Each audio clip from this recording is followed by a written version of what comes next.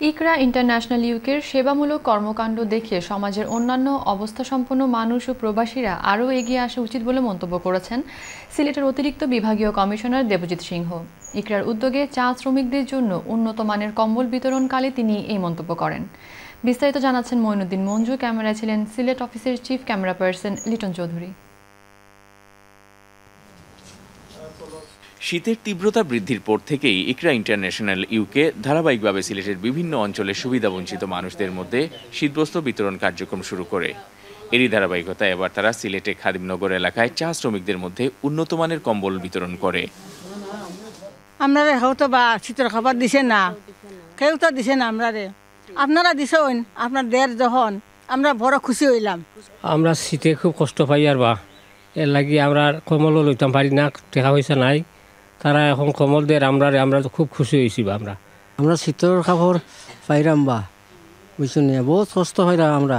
আপনারা দিছেন, আমরা আশীর্বাদ দিব আপনাদের কাছে।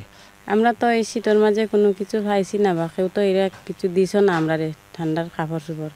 এখন আপনারা দিরাই যখন আমরা খুব খুশি হয়েছি। বা ইকরার কাছে আমাদের প্রত্যাশা এইভাবে দেশের জন্য, মাটির জন্য দূরপ্রবাসে থেকেও এই বিনিশুত বাঁধনটা যেন অটুট থাকে।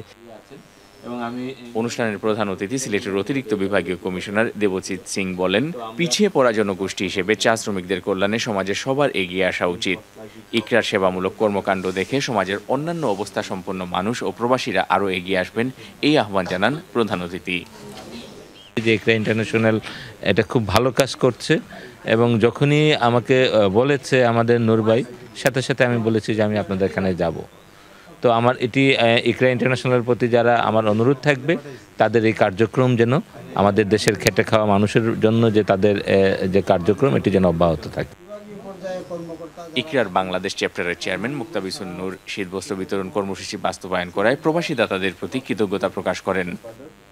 বিশেষ করে আমাদের প্রবাসী যারা আমাদের এই সহযোগিতার মূল প্রেরণা, যারা আমাদের আর্থিক সহযোগিতা করছেন, তাদের প্রতি আমরা কৃতজ্ঞতা জানাই। অনুষ্ঠানে আরও উপস্থিত ছিলেন শিক্ষাবিদ শামীম মাহমুদ, ব্যবসায়ী চৌধুরী আব্দুল বাতেন নাদের এবং সমাজসেবী আব্দুল কুদ্দুস। ইকরার শীতবস্ত্র বিতরণ কর্মসূচির মাধ্যমে হাজার খানেক শীতার্ত মানুষের মাঝে ভালো মানের কম্বল বিতরণ করা হয়েছে। Moinuddin Manju, channel S news, Sylhet.